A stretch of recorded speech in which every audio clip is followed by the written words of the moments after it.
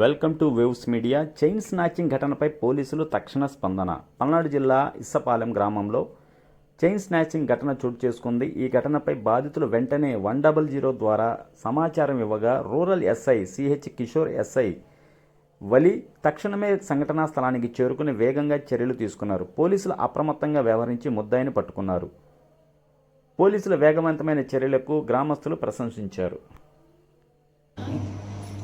నేను నడుచుకుంటూ వెళ్తున్నాను సార్. ఆయన వెనకమార్లు వచ్చారేమో, బండి ఆపి నా చైన్ లాక్కొని పోతున్నారు సార్.